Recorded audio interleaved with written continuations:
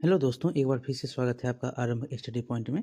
आज हम पढ़ेंगे क्लास 6 साइंस का यह 12वां अध्याय है विद्युत तथा परिपथ। ये आपको फिजिक्स के लिए बहुत ही इम्पोर्टेंट है। यहाँ से आपको एक दो क्वेश्चन पूछे जाते हैं, बेसिक क्वेश्चन आपसे पूछ लिए जाते हैं। तो चलिए शुरू करते हैं। हम विद्युत का उपयोग अपने बहुत से कार्यों को आसान बनाने के लिए करते हैं। उदाहरण के लिए हम विद्युत का उपयोग कुएं से पंप द्वारा जल बाहर निकालने अथवा जमीन की सतह से जल को छत पर रखी हुई टंकी में पहुंचाने के लिए करते हैं। अन्य कौन-कौन से काम हैं जिनके लिए आप विद्युत का उपयोग करते हैं? तो आप जानते हैं कि इसके लिए बहुत काम जो विद्युत के लिए आप विद्युत का उपयोग आप बल्ब जलाने, रोशनी के लिए करते हैं, फैक्ट्री में जो है काम करते हैं, बहुत सारे काम फैक्ट्री में किए जाते हैं। विद्युत से आजकल जो है विद्युत का उपयोग बहुत ही ज़्यादा बढ़ गया है और विद्युत के लिए बहुत सारे कार्य भी किए जा रहे हैं। तो विद्युत परिवहन जो है ये बहुत ही ज़्यादा आपके लिए फ़ायदेमंद है। पहले बैटरी का उपयोग किया जाता था, उसके बारे में भी प्रयोग किया जाए यहाँ पर बताया गया है। कैसे ये काम करते हैं उसके बारे में भी यहाँ पर बताया गया है। लेकिन जानते हैं विद्युत बहुत ही हमारे लिए क्या है? उपयोगी है। आगे हम पढ़ेंगे, क्या आपकी सूची में प्रकाश के लिए विद्युत का उपयोग सम्मिलित है? हाँ, सूर्य छिपने के बाद भी विद्युत हमारे घरों, सड़कों, दफ्तरों, फैक्ट्रियों को प्रकाशित करती है। यह रात में लगातार काम करने में हमारी सहायता करती है। विद्युत हमें बिजली घर से प्राप्त होती है। कहाँ से? बिजली घर से। फिर भी विद्युत की आपूर्ति ठप हो सकती है या कई स्थानों पर अनुपलब्ध हो सकती है। ऐसी स्थिति में प्रकाश के लिए टॉर्च का उपयोग करते हैं। क्या करते हैं? प्रकाश के लिए टॉर्च का उपयोग करते हैं। जहाँ पर ये आपातकालीन स्थिति में अगर ऐसी हो गई जहाँ पर बिजली नहीं है तो वहाँ पर टॉर्च का उपयोग आप करते हैं। टॉर्च में एक बल्ब होता है, जब इसका स्विच दबाते हैं तब यह प्रकाश देने लगता है। टॉर्च को विद्युत कहाँ से मिलती है? तो इसके बारे में हम पढ़ेंगे। जो विद्युत सेल होती है, विद्युत का बैटरी होता है, उससे ये प्राप्त होता है। चलिए इसके बारे में क्या है? तो विद्युत सेल। टॉर्च के बल्ब को विद्युत या विद्युत सेल से मिलती है। विद्युत सेल किससे मिलती है? तो बल्ब को विद्युत कहाँ से? तो विद्युत सेल से मिलती है। विद्युत सेल का उपयोग विद्युत स्रोत के रूप में अलार्म घड़ी, कलाई घड़ी, रेडियो, कैमरा तथा अन्य युक्तियों में किया जाता है। क्या आपने कभी विद्युत सेल को ध्यानपूर्वक देखा है? आपने यह देखा होगा कि इसके एक ओर विद्युत की टोपी तथा दूसरी ओर धातु की डिस्क मतलब चक्रिका होती है। क्या आपने विद्युत सेल के ऊपर एक धन जो देख रहे हैं ये प्लस का चिन्ह तथा एक ऋण चिन्ह जो माइनस होता है वो माइनस का चिन्ह विद्युत सेल में हम देखते हैं। और ऊपर जहाँ पे टोपी लगा होता है वो क्या होता है? धनात्मक सिरा होता है। जहाँ पर ये देख रही हैं क्या टोपी जहाँ पर लगा है वो क्या होता है? धनात्मक सिरा होता है। और नीचे का जो सिरा होता है धातु के डिस्क में जो सिरा होता है वो क्या होता है? ऋणात्मक सिरा होता है। ये क्या है? ऋणात्मक सिरा है। कभी जो है सभी विद्युत सेलों में 2 सिरे होते हैं। सभी में क्या होता है? एक ऋणात्मक होता है, एक जो है धनात्मक होता है। एक प्लस होता है, एक माइनस होता है। जिनमें धनात्मक टर्मिनल सिरा तथा दूसरा ऋणात्मक होता है। आप याद रखेंगे। विद्युत सेल में संचित रासायनिक पदार्थों से सेल विद्युत उत्पन्न करता है। इसमें क्या होता है? संचित रासायनिक पदार्थ होता है जिससे वो विद्युत उत्पन्न करता है। या विद्युत सेल में संचित रासायनिक पदार्थ इस्तेमाल कर लिए जाते हैं तब विद्युत सेल विद्युत पैदा करना बंद कर देता है। अगर जितना उसमें विद्युत रासायनिक पदार्थ है, अगर उसको हम इस्तेमाल कर लेते हैं तो जानते हैं बैटरी क्या होता है? डिस्चार्ज हो जाता है। मतलब बैटरी में अब जो है वो विद्युत पैदा करने की क्षमता नहीं है तो वो डिस्चार्ज हो जाता है। फिर हम दूसरा बैटरी लेते हैं। चेतावनी यहाँ पर दिया गया है तो चेतावनी को हम पढ़ेंगे। आपने विद्युत खंभों, विद्युत उपकेंद्रों तथा अन्य स्थानों पर इस प्रकार का चिन्ह देखा होगा। जो ये देख रहे हैं चेतावनी का चिन्ह। यह दर्शाता है कि विद्युत का उपयोग उचित ढंग से ना किया जाए तो यह अत्यंत खतरनाक हो सकती है। जानते हैं विद्युत करंट से बहुत लोगों की मृत्यु होती है, जानवर भी मरते हैं, लोग भी मरते हैं। जिसमें सजीव आप जानते हैं सजीव मुख्य रूप से जो आप हम हैं, ये सब क्या करता है? अगर कोई असावधानी होती है तो विद्युत से आपकी मौत भी हो जाती है। यदि विद्युत तथा विद्युत युक्तियों को असावधानी इसमें बरता जाएगा तो गंभीर चोट अथवा मृत्यु तक कारण बन सकती है। अतएव आपको कभी भी विद्युत के तारों तथा सॉकेट आदि के प्रयोग करने का प्रयत्न नहीं करना चाहिए। यह भी याद रखिए कि सो वाह्य जनित सुवाह्य जनित मतलब पोर्टेबल जनरेटर द्वारा उत्पन्न विद्युत भी उतनी ही खतरनाक होती है। जो आप जनरेटर का उपयोग करते हैं वो भी क्या है? उतना ही खतरनाक है। विद्युत संबंधित सभी क्रियाकलापों के लिए केवल साधारण बैटरी का ही उपयोग करना चाहिए। जो साधारण बैटरी का आप घर में उपयोग करते हैं उसका आप उपयोग करेंगे। आगे है कि यहाँ पर देख सकते हैं ये टर्मिनल है और तंतु है। तंतु को देख सकते हैं, ये तंतु ऊपर में क्या है? तंतु है। और टर्मिनल कौन है? ये जो आपको दिखाई दे रहा है पीतल का, और ये जो नीचे का भाग दिख रहा है वो ये प्लस माइनस है, और ऊपर में क्या है? तंतु है, जिससे प्रकाश आपको मिलती है। टॉर्च का बल्ब आप ये दर्शाया गया है, और ये भीतरी भाग और बाहरी भाग को आप देख सकते हैं। उसका भीतरी भाग क्या है? भीतरी भाग में यहाँ पर देख सकते हैं ये भीतरी भाग है, और ये क्या है? बाहरी भाग है। यहाँ पर भीतरी भाग में यहाँ टर्मिनल है, और ये जो दिख रहा है एक तार आपको दिख रहा है यहाँ पे, वो भी टर्मिनल है। और वो जो अंदर में दिख रहा है क्या? ये तंतु है, जो छोटा सा तार होता है। उस विद्युत सेल को एक नए विद्युत सेल से बदलना पड़ता है।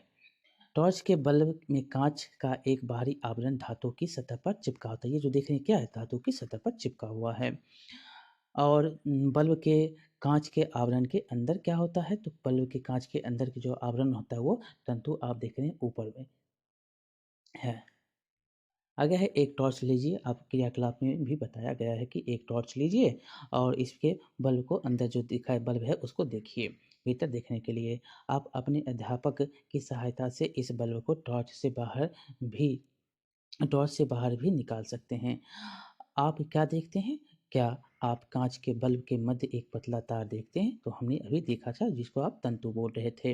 अब टॉर्च का स्विच दबाइए तथा देखिए कि बल्ब कौन सा भाग दीप्त होता है। क्या होता है? वही तंतु जो है दीप्त होता है, वही प्रकाशमान होता है। प्रकाश उत्सर्जित करने वाले पतले तार को बल्ब का तंतु कहते हैं। क्या कहते हैं? इसको तंतु कहते हैं। जो प्रकाश उत्सर्जित कर रहा है उसको क्या बोल रहे हैं? तो तंतु बोल रहे हैं। यह तंतु दो मोटे तारों के बीच लगा होता है, और दो मोटा तार है उसके बीच ये लगा होता है, जिसे यहाँ पर हमने देखा था। ये मोटे तार तंतु को आधार प्रदान करते हैं। इन मोटे तारों में से एक मोटा तार बल्ब की सतह पर धातु के जो एक धातु के ढांचे से जुड़ा होता है, और ये किससे? धातु के ढांचे से ये जुड़ा होता है। दूसरा मोटा तार क्या होता है? आधार आधार केंद्र पर धातु के नोक से जुड़ा होता है। ये नोक से जुड़ा हुआ होता है। ऐसे जैसे ऊपर और नीचे आधार और नोक से ये जुड़ा हुआ है। बल्ब के आधार पर धातु का ढांचा तथा धातु की नोक बल्ब के दो टर्मिनल हैं। क्या है? ये दो टर्मिनल हैं, पहला और दूसरा। ये दोनों टर्मिनल इस प्रकार लगाए जाते हैं कि ये एक दूसरे को ना छुए, और ऐसे लगाए इसको जाते हैं कि एक दूसरे को ये नहीं छू पाए। घरों में उपयोग होने वाले विद्युत बल्बों को भी ऐसी ही संरचना होती है, और इसी की संरचना ये भी होते हैं। इस प्रकार विद्युत बल्ब दोनों में ही दो दो टर्मिनल होते हैं। देख सकते हैं एक टर्मिनल यहाँ पर है, एक टर्मिनल यहाँ पर है। इसे इसको सटाया जाता है कि ये दोनों एक प्रकार को नहीं छू सके। ये यहाँ देख रहे हैं, ये यहाँ से आपको जाते हुए दिख रहा है, और यहाँ पर आप बिजली देंगे, ये बैटरी यहाँ पर सटेगा तो क्या होगा? ये जल जाएगा। यहाँ पर एक पहला तार देख रहे हैं, दूसरा तार देख सकते हैं। ये आप यहाँ पर ऐसे करके इसको यहाँ पर जो बीच में यहाँ पर तंतु आप देख सकते हैं एक दूसरे से सटा हुआ है, लेकिन ये दोनों जो टर्मिनल में मिल रहा है पहला और दूसरा, वो एक दूसरे से सटे नहीं, अलग रहे। इससे क्या होगा? दोनों टर्मिनल दो टर्मिनल क्यों होते हैं? कि एक माइनस होता है, एक प्लस होता है, इसलिए दो टर्मिनल होते हैं। यहाँ पर देखिए चेतावनी दिया गया है कि विद्युत सेल के दो टर्मिनलों से जुड़े तारों को स्विच तथा बल्ब जैसी युक्ति को बीच में जोड़े बिना आपस में कदापि ना मिलाएं। यदि आप ऐसा करेंगे तो विद्युत सेल के रासायनिक पदार्थ बड़ी तेजी से खर्च हो जाएंगे। अगर दोनों को आप मिला देंगे तो क्या होगा? दोनों मिलाने के कारण आपका रासायनिक पदार्थ जो है वो बहुत ही तेजी से खर्च हो जाएगा, और सेल कार्य करना क्या होगा? बंद हो जाएगा, डिस्चार्ज हो जाएगा। आगे है विद्युत सेल से जुड़ा हुआ बल्ब। आइए विद्युत सेल का उपयोग करके एक बल्ब को दीप्तिमान करने का प्रयास करते हैं। यहाँ पर हम जो है ऐसा हम किस प्रकार करते हैं उसको हम क्रियाकलाप के अनुसार देखेंगे। देखिए विभिन्न रंग के प्लास्टिक का आवरण चढ़े विद्युत तार के चार टुकड़े लेने के लिए कहता है। विद्युत तार के टुकड़े के दोनों सिरा से प्लास्टिक आवरण को हटा दीजिए और इस प्रकार दोनों सिरों पर धातु का तार अनावृत हो जाएगा। दो तारों के अनावृत भागों को विद्युत सेल तथा जो दूसरे दो बल्ब को में यहाँ पर दर्शाए गए हैं उसको जोड़ दीजिए। यहाँ पर देख सकते हैं कि एक यहाँ पर चित्र दिया गया है। ये नीचे आधार से हम जोड़े, ऊपर हम ये जो रेड है क्या है, प्लस है, और हरा क्या है, ये माइनस है। तो ये दोनों को हम ऊपर नीचे जोड़ देते हैं तार को। आगे इसके देखेंगे तो आगे दो तारों को जो हम जुड़ी हुई विद्युत सेल में हम मिला लिए हैं, और जो बल्ब है, दो बल्ब को हम यहाँ पर ऊपर के भाग को जो यहाँ पर दिखाया गया है और नीचे के भाग को, दोनों को हम प्लस माइनस एक रेड वहाँ पर दिया गया था, यहाँ पर क्या है, एक ब्लैक है, एक ग्रीन है। तो ये दो तार को बल्ब में जोड़ देंगे, एक ऊपर में एक नीचे में। ये क्या होगी, ये भी प्लस और माइनस होंगे, और इसको दोनों को हम उन दोनों से जोड़ देंगे। तो ये क्या होगा, ये बल्ब जल जाएँगे। इसे ही यहाँ पर बताया गया है, ये देखेंगे। चलिए, इससे पहले यहाँ पर पढ़ते हुए आगे निकलेंगे और यहाँ पर हम इसको समझा भी देंगे। बल्ब के साथ तारों को जोड़ने के लिए आप विद्युत रोधी रोधी टोपी जो टेप होता है, रोधी टेप बिजली के मिस्त्रियों द्वारा उपयोग किया जाता है टेप, और सेल के लिए रबर बैंड या सेल का जो है, सेल के लिए ये कर सकते हैं या टेप का उपयोग कर सकते हैं। अब विद्युत बल्ब जो है, अब बल्ब और विद्युत सेल को अलग-अलग 6 भिन्न ढंगों से जोड़िए। जैसा कि आप यहाँ पर देख सकते हैं कैसे यहाँ पर बल्ब जो है दीप्त होता है या अथवा नहीं होता, यहाँ पर लिख सकते हैं। आप जो यहाँ पर देख सकते हैं कैसे, इसको हम पहले समझा देते हैं। पहले में जैसे आपने वहाँ पर देखा था, यहाँ पर पहले ऊपरी टोपी, नीचे में आपने बल्ब को आपने रबर से बाँध दिया, और यहाँ पर भी जो बल्ब है उस सिर को पे टिक और बल्ब को बाँध के यहाँ पर जोड़ दिया, तो ये क्या हुआ, दीप्त हो गया। दूसरे में देखेंगे तो वही, अगर एक नहीं आप जोड़े हैं तो क्या ये दीप्त नहीं हुआ। तीसरे में देखेंगे तो नीचे का भाग जोड़ दिए हैं, ऊपर का भाग नहीं जोड़े हैं, तो ये दीप्त नहीं होगा। और चौथे में देखेंगे तो क्या, तो चौथे में अगर नीचे ही दोनों भाग दे दे माइनस में ही दोनों दे देंगे, जोड़ देंगे तो क्या, ये भी नहीं जलेगा। और ई में देखेंगे तो कैसे, तो फिर ऊपर में ही 2 तार अगर हम जोड़ देंगे तब पर भी ये नहीं जलेगा। ऐसे अगर आप ऊपर का भाग और नीचे का भाग दोनों को अगर हम जोड़ेंगे तो ये क्या होगा, जल जाएगा। देख सकते हैं यहाँ पर नीचे के भाग को यहाँ पर क्रॉसिंग, जो है नीचे के भाग को ऊपर के भाग में, फिर नीचे के भाग को ऊपर के भाग में। 2 प्रकार से यहाँ पर बल्ब आपको जलते हुए दिखाई देते हैं। एफ और ए के अनुसार आप बल्ब को जला सकते हैं, लेकिन आपको माइनस और प्लस दोनों आपको देना होगा। किसी भी प्रकार से देंगे तो ये क्या होगा, दीप्त हो जाएगा। वही यहाँ पर दिखाया गया है कि अब उन व्यवस्थाओं को ध्यानपूर्वक देखिए जिनमें बल्ब दीप्त होता है। 2 प्रकार से आपने देखा बल्ब दीप्त हो रहा है। इन व्यवस्थाओं की तुलना दूसरी व्यवस्थाओं से कीजिए जिसमें बल्ब दीप्त नहीं होता। हमने देखा जो माइनस प्लस नहीं मिल रहा है तो क्या हुआ? एक नहीं मिला है तो वो बल्ब नहीं जल रहा है। अगर दोनों मिल हैं तब पर भी बल्ब नहीं जल रहा है। माइनस में दोनों तार आप जोड़ देंगे तो क्या होगा? बल्ब नहीं जलेगा। विद्युत सेल के एक टर्मिनल से प्रारंभ करके अब अपनी पेंसिल की नोक को तार के अनुदिश बल्ब तक लाइए। अब बल्ब के दूसरे टर्मिनल से प्रारंभ करके विद्युत सेल से जुड़े दूसरे तार के अनुदिश पेंसिल के नोक को लाइए। इस कार्य को 12.5 की तरह शेष व्यवस्थाओं से दोहराइए। यहाँ पर देखे थे कैसे ये बल्ब जो है बल्ब दीप्त होता है अथवा नहीं होता है, जिनमें सेल एक टर्मिनल से वापस दूसरे टर्मिनल तक पहुँचने में पेंसिल को प्रयोग में उठाना पड़ता है। तो आप देखेंगे तो वो क्या होता है, जल जाता है। ये इसी प्रकार आप यहाँ पर देख सकते हैं कैसे बल्ब जले हैं। आगे है विद्युत परिपथ। अब विद्युत परिपथ मतलब विद्युत का रास्ता, मतलब पथ मतलब रास्ता। उसका क्या है, तो क्या क्लब 2 में आपने देखा कि विद्युत सेल के एक टर्मिनल को तार द्वारा बल्ब से होते हुए विद्युत सेल के दूसरे टर्मिनल से जोड़ा जाता है। यहाँ पर आपने देखा है। और एफ में देखे थे क्या व्यवस्थाओं में विद्युत सेल के 2 टर्मिनल बल्ब के 2 टर्मिनलों से जोड़े गए हैं। इस प्रकार की व्यवस्था विद्युत परिपथ का एक उदाहरण है। जिस रास्ते से वो जा रहा है क्या, वो परिपथ हो गया। विद्युत परिपथ विद्युत सेल के 2 टर्मिनलों के बीच विद्युत प्रवाह मतलब विद्युत धारा के संपूर्ण पथ को दर्शाता है। इसके पथ को, पूरा पथ को वो दर्शा रहा है, किस रास्ते से वो जा रहा है। और बल्ब केवल तभी दीप्त होता है जब परिपथ में विद्युत धारा प्रभावित होती है। आप देखे थे अगर कटा हुआ है तो क्या होगा, ये विद्युत धारा प्रभावित नहीं होगी। जब प्रभावित होगी तभी वो बल्ब जलेगा। किसी विद्युत परिपथ में चित्र 12.6 में दिखाए गए हैं अनुसार विद्युत धारा की दिशा विद्युत सेल के प्लस माइनस टर्मिनल जो है प्लस है और माइनस है की ओर होती है। जब बल्ब के टर्मिनलों को तार के द्वारा विद्युत सेल के टर्मिनलों से जोड़ा जाता है तो बल्ब के तंतु से होकर विद्युत धारा क्या होती है, प्रभावित होती है और यह बल्ब जो है प्रतिदीप्त दीप्तिमान हो जाता है। यहाँ पर आप देखेंगे कैसे बल्ब दीप्तिमान हो रहा है। तो ये चित्र आप देख सकते हैं, ये चित्र के अनुसार आप देख सकते हैं प्लस और माइनस, ये क्या है प्लस और माइनस, यहाँ पर दोनों जुड़ गया।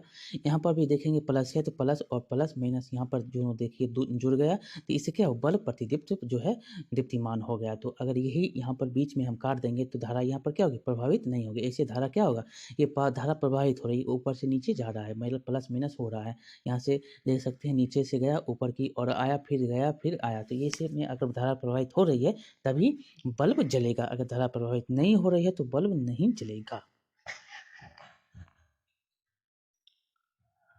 आगे देखेंगे तो कभी कभी विद्युत बल्ब विद्युत सेल से जुड़े होने पर भी दीप्त नहीं होता है। ऐसा बल्ब के फ्यूज होने के कारण हो सकता है। अगर देखेंगे तो बल्ब फ्यूज मतलब जो आप तंतु होता है वो बीच से टूट जाता है, तो वो क्या हो जाता है, बल्ब फ्यूज हो जाता है, उससे धारा प्रभावित नहीं हो रही है तो इसके कारण बल्ब नहीं जलता। लेकिन आप देखेंगे तो यहाँ पर तार दोनों से प्लस माइनस जा रहे हैं, धारा प्रवाहित हो रही है, विद्युत बल्ब में जो तार जुड़े हुए हैं, लेकिन फ्यूज अगर बल्ब हो गया है तो वो नहीं जलेगा। बल्ब जो होता है फ्यूज को ध्यानपूर्वक से आप देख सकते हैं, यहाँ पर दिखाए गए हैं बल्ब फ्यूज होने की प्रक्रिया को। फ्यूज हो सकता है जो अब अपने यहाँ पर आपने देखा कि तार टूट जाता है, जो तंतु होता है वो क्या होता है, टूट जाता है, वही यहाँ पर बताया गया है। विद्युत बल्ब कई कारणों से फ्यूज हो सकता है। इनमें से एक कारण है बल्ब के तंतु का खंडित होना, और दूसरा आप देखेंगे बल्ब का तंतु खंडित होने के कारण विद्युत सेल के टर्मिनलों के बीच विद्युत धारा क्या होता है, परिपथ टूट जाता है। इसलिए फ्यूज बल्ब के तंतु से विद्युत धारा प्रभावित न होने के कारण ये क्या होता है, प्रतिदीप्त दीप्तिमान नहीं होता है, बल्ब जो है दीप्तिमान नहीं होता है। आगे है क्या अब आप यह बता सकते हैं कि 12 बी और सी ई में द्युतिमान क्यों नहीं, क्योंकि वहाँ पर तार नहीं जुड़े हुए थे, ये एक दूसरे से विद्युत धारा प्रभावित नहीं हो रही थी, परिपथ वहाँ पर नहीं उसका परिपथ जो है विद्युत धारा वहाँ एक साथ नहीं चल रहा था, क्या था, इसलिए वो विद्युत नहीं चल दीप्तिमान नहीं हो रहे थे। अब हमें ज्ञात है कि विद्युत सेल का उपयोग कर जो है बल्ब को दीप्तिमान कैसे किया जाता है। क्या आप अपने लिए एक टॉर्च बनाना पसंद करेंगे, तो आप टॉर्च इस आधार से बना सकते हैं।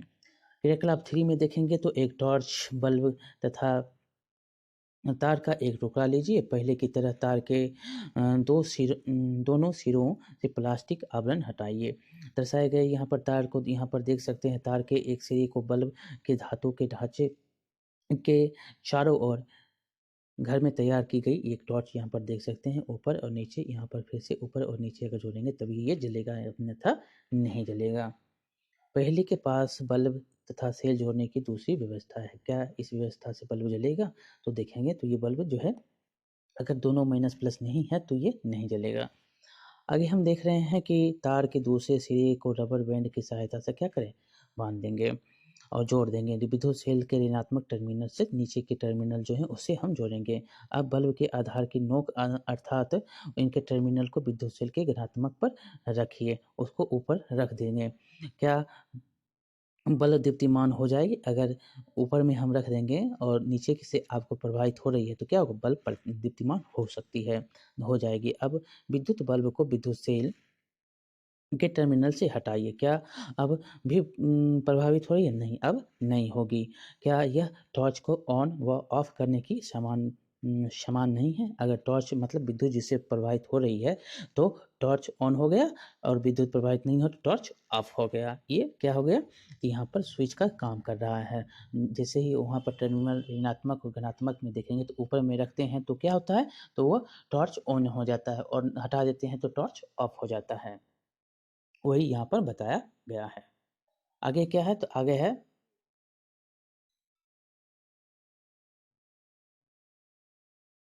देखिए विद्युत स्विच क्या है, तो घर में तैयार की गई टॉर्च को ऑन अथवा ऑफ करने में विद्युत बल्ब को विद्युत सेल की नोक से स्पर्श कराते कराते अथवा हटाते हैं। आपने देखा था ऊपर कैसे हम हटाते हैं और उसको स्पर्श कराते हैं। यह एक साधारण विद्युत स्विच था।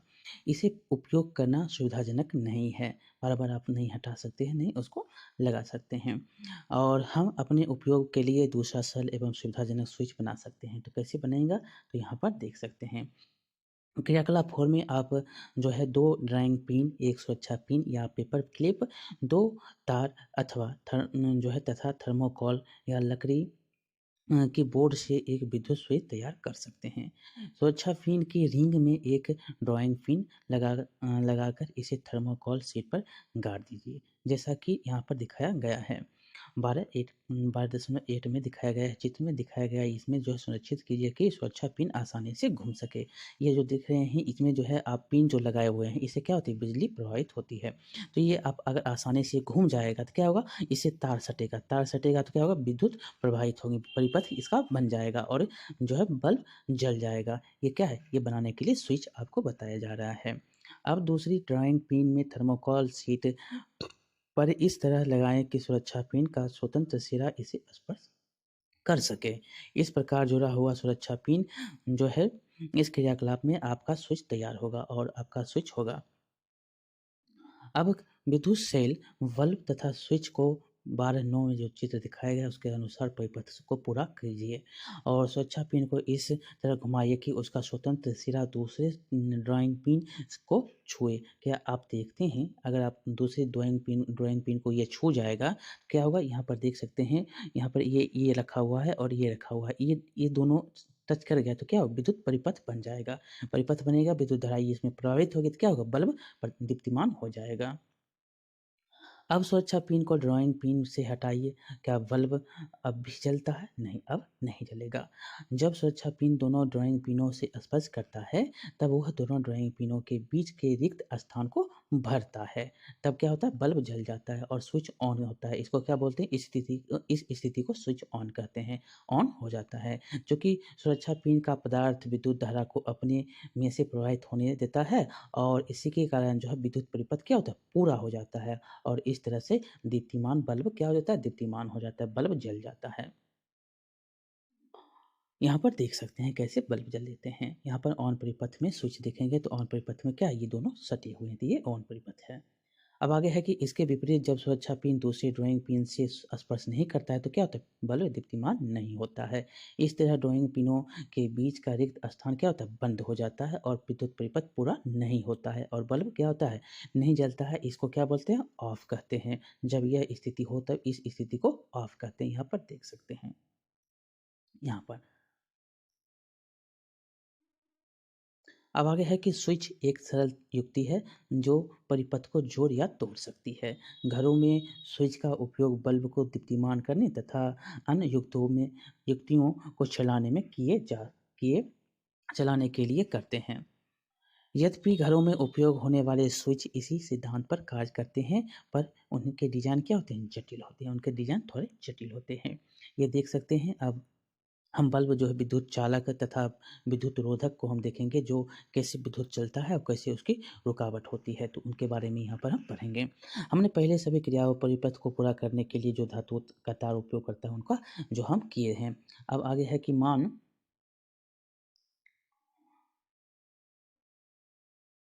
आगे मान लीजिए परिपथ बनाने अ, पर मान लीजिए परिपथ बनाने के लिए धातु के तारों के स्थान पर हम सूती धागों का उपयोग करते हैं। क्या आप सोचते हैं कि इस अवस्था में बल्ब दीप्तिमान होगा? ये नहीं होगा। क्यों?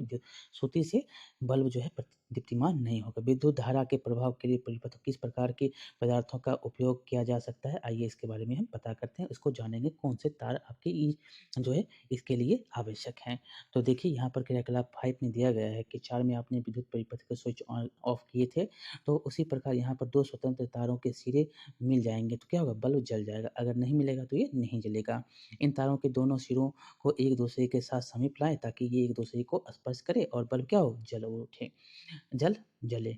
जब आप इस व्यवस्था को पदार्थों के परीक्षण के लिए प्रयोग में ला सकते हैं कि ये विद्युत धारा प्रवाहित होती है या अथवा नहीं होती है। ये जब हम देख सकते हैं कि एक तार है यहाँ पर धारा क्या है प्रवाहित नहीं हो रही है, लेकिन तभी यहाँ पर लोहे का कुछ ये चाबी है, तो चाबी से जो तार क्या होता है धारा प्रभावित होती है। तो यहाँ पर देख सकते हैं जब चालक परीक्षित चाबी के संपर्क में आता है तो बल्ब क्या होता है जल जाता है, और जब चालक की इसके संपर्क में नहीं है तब बल्ब नहीं जलता है। अब देखिए क्या है कौन जिसमें जो है बल्ब प्रतिदीप्त होगा और जिसमें नहीं होगा दीप्तिमान नहीं होगा उनके बारे में यहाँ पर बताया गया है। जांच करने के लिए विभिन्न प्रकार के पदार्थों जैसे सिक्का हो गया, कॉर्क हो गया, रबर हो गया, कांच हो गया, चाबी हो गया, पिन हो गया, प्लास्टिक का स्केल हो गया, लकड़ी का टुकड़ा हो गया, एल्युमिनियम की बत्ती होगी, पत्ती हो गया, मोमबत्ती, सिलाई मशीन की सुई, थर्मोकोल, कागज तथा पेंसिल की लीड आदि एकत्रित करने के लिए करता है। किसमें आप देखेंगे किसमें आपका बारी-बारी से इसमें स्पर्श कराएँगे, देखेंगे किसमें एक-दूसरे के संपर्क में बल्ब जलता है। तो आप ज़्यादातर देखेंगे जैसे कि सिक्का से भी बल्ब जल जाएगा, चाबी से भी जल जाएगा, पिन से भी जल जाएगा और यहाँ पे एल्युमिनियम की पत्ती है उससे भी जल जाएगा, सिलाई की मशीन की सुई है उससे भी जल जाएगा। लेकिन किससे नहीं जलेगा? मोमबत्ती से नहीं जलेगा, लकड़ी का टुकड़ा से नहीं जलेगा, प्लास्टिक से नहीं जलेगा, कॉर्क से नहीं जलेगा, रबर से नहीं जलेगा। इस सब से क्या है ये विद्युत परिपथ का अवरोधक है, ये बाधक है। ये बाधक है। इससे परिपथ विद्युत जो धारा है उस विद्युत धारा की परिपथ में अवरोधता लाती है, वो रोक देती है विद्युत परिपथ को और बल्ब नहीं जलता है। लेकिन आप चाबी को देखेंगे तो ये विद्युत धारा की परिपथ को क्या करता है सुचारू रूप से चलने देता है। तो ये धारा जब चलेगी तो बल्ब क्या होगा दीप्तिमान हो जाएगा। वही यहाँ पर दिया गया है, यहाँ सारणी में आपको बताना है कि चाबी धातु है, क्या है? चाबी क्या है? धातु है और यह बल्ब जलता है। रबर इरेज़र क्या है? रबर है और यह बल्ब नहीं जलाता है। स्केल क्या है? प्लास्टिक, इससे भी बल्ब नहीं जलता है। माचिस की तीली नहीं जलता है। काँच की सुई काँच की चूड़ी नहीं जलता है। लोहे की कील धातु है तो ये जल जाएगा। धातु जिस जहाँ पर है वो जल जाता है। आगे है कि परीक्षण के लिए किए गए कुछ पदार्थों के से तारों के स्वतंत्र सिरे लगाने पर बल्ब जो है दीप्तिमान नहीं होता है। अर्थात यह है कि ये पदार्थ विद्युत धारा को अपने अंदर प्रभावित नहीं होने देता है। इसके विपरीत बल्ब के जलने से यह पता चलता है कि कुछ पदार्थ अपने अंदर से विद्युत धारा का प्रवाह होने देते हैं। जो पदार्थ विद्युत धारा को प्रवाह होने देते हैं वो क्या विद्युत के चालक हैं। जो विद्युत धारा को जाने देता है वो क्या विद्युत धारा का चालक है, विद्युत चालक है। और इसको जो रोक देता है वो क्या है विद्युत रोधक है। अपने अंदर जो है विद्युत धारा को प्रभावित नहीं होने देता। इसको हमने पहले ही बताया है आपको। बड़ा एक में दिया गया है कि नाम बताने के लिए जो विद्युत धारा रोधक है, विद्युत धारा अवरोधक है। अपने यहाँ पर हमने अभी देखा है। विद्युत चालक और विद्युत रोधक, यहाँ पर विद्युत चालक विद्युत रोधक में देखेंगे विद्युत चालक में आपको लोहा हो जाएगा, एल्युमिनियम हो गया, तांबा हो गया, ये सब क्या है विद्युत चालक है। रोधक का प्लास्टिक हो गया, कुर्सी हो गया, लकड़ी के जो भी बने हुए हैं ये सब क्या विद्युत रबर हो गया, ये सब क्या विद्युत रोधक है। आगे हम पढ़ेंगे क्या आपने क्या निष्कर्ष निकाला कौन से पदार्थ विद्युत चालक हैं, कौन से रोधक हैं, इसके बारे में हमने अभी बताया। जो अम, आप स्मरण करेंगे जो चमकदार होते हैं क्या होते हैं विद्युत के चालक होते हैं। जो चमकदार होता है वो क्या होता है विद्युत के जिसमें चमक होती है वो विद्युत के चालक हैं, विद्युत के चालक हैं। अब आप आसानी से समझ सकते हैं कि तारों को बनाने के लिए तांबा, एल्युमिनियम, अन्य धातुएं को क्यों प्रयुक्त की जाती है। आइए क्रियाकलाप 4 में यहाँ पर देखेंगे जिसमें स्विच ऑन करते हैं तो विद्युत परिपथ बनता है और बल्ब क्या होता है जल जाता है। जब स्विच खुली स्थिति में था तब क्या दो ड्राइंग पिन थर्मोकोल शीट से जुड़ी नहीं थे, परंतु आप जानते हैं कि थर्मोकोल क्या है विद्युत रोधक है। इस रिक्त स्थान में जब वायु होती है तब क्या होता है, चूंकि स्विच के दो ड्राइंग पिन के बीच में जब केवल वायु थी तो बल्ब दीप्तिमान नहीं होता है। तात्पर्य इसका है कि वायु भी क्या है विद्युत रोधक है। वायु भी क्या है विद्युत रोधक है। ये क्वेश्चन बहुत बार पूछे गए हैं। विद्युत चालक तथा विद्युत रोधक हमारे लिए समान रूप से महत्वपूर्ण है। स्विच विद्युत प्लग सॉकेट सुचालक पदार्थों से बनाए जाते हैं। ये क्या होते हैं सुचालक जो पदार्थ होते हैं उसी से बनाए जाते हैं। दूसरी ओर विद्युत तारों प्लग के ऊपरी के भाग जो होते हैं स्विच का विद्युत उपकरण के जो अन्य भाग होते हैं वो क्या होते हैं लोग जिसको स्पर्श करते हैं वो क्या होते हैं रबर और प्लास्टिक होते हैं। ये क्या है विद्युत के कुचालक होते हैं, ये विद्युत के रोधक होते हैं, इसी से ये बनाए जाते हैं। चेतावनी आपको दिया गया है कि आपका शरीर क्या है विद्युत का अच्छा बहुत ही अच्छा चालक होता है। आप जो है विद्युत को नहीं छुएँगे, ताकि आप क्या है, विद्युत उससे चालन हो जाएगा और आपकी मृत्यु भी हो सकती है। अतः विद्युत उपकरणों का उपयोग करते हुए सावधानी से आप काम करेंगे, ताकि ताकि आप उससे बचे रह सकें। देखिए, प्रमुख शब्द यहाँ पर है क्या, बल्ब है, विद्युत चालक, विद्युत सेल, विद्युत परिपथ, तंतु, विद्युत रोधक, स्विच और टर्मिनल। यहाँ पर बहुत से महत्वपूर्ण शब्द यहाँ पर दिए गए थे और उसके बारे में हमने पढ़ा। और यहाँ पर सारांश है, सारांश को हम पढ़ लेते हैं। विद्युत सेल विद्युत उत्त का एक क्या है, स्रोत है। और विद्युत सेल में 2 टर्मिनल होते हैं, एक धन और एक ऋण। और विद्युत बल्ब में एक फिलामेंट होता है, इसके जो है जो इसके टर्मिनलों से क्या होता है, जुड़ा होता है। विद्युत धारा प्रवाहित होने के लिए बल्ब जो है विद्युत बल्ब दीप्त हो उठता है। बंद विद्युत परिपथ के में विद्युत धारा विद्युत सेल के एक टर्मिनल के दूसरे टर्मिनल से क्या होता है, प्रभावित होता है। एक जो स्विच होता है, स्विच एक सरल युक्ति है जो विद्युत धारा के प्रवाह को रोकने का एक प्रारंभ करने के लिए जो विद्युत परिपथ को क्या करता है, तोड़ता है और उसको पूरा करता है। जिन पदार्थों से होकर विद्युत धारा प्रवाहित होती है, वे विद्युत के चालक होते हैं और जिससे नहीं होती वो कुचालक होते हैं। जिन पदार्थों से विद्युत धारा प्रवाहित नहीं होती वो क्या होता है, विद्युत रोधक या कुचालक होता है। ये हमने यहाँ पर पढ़ा, यहाँ से बहुत सारे क्वेश्चन जो बनते हैं उसको भी हमने देखा। यहाँ पर वही सब दिया गया है, क्या है विद्युत धारा किससे प्रभावित होती है, नहीं होती, यही पर दिया गया है। तो ये आपको कैसा चैप्टर लगा आप बताएँगे। बहुत ही ये महत्वपूर्ण चैप्टर था, विद्युत के बारे में यहाँ से जो बेसिक क्वेश्चन होते हैं यहाँ से पूछे जाते हैं, आप इसको समझ लिए होंगे। तो चलिए, बहुत-बहुत धन्यवाद। कैसा लगा वो आप बताएँगे, लाइक करेंगे, शेयर करेंगे और सब्सक्राइब करना नहीं भूलेंगे। मिलते हैं अगले वीडियो में। बहुत-बहुत धन्यवाद।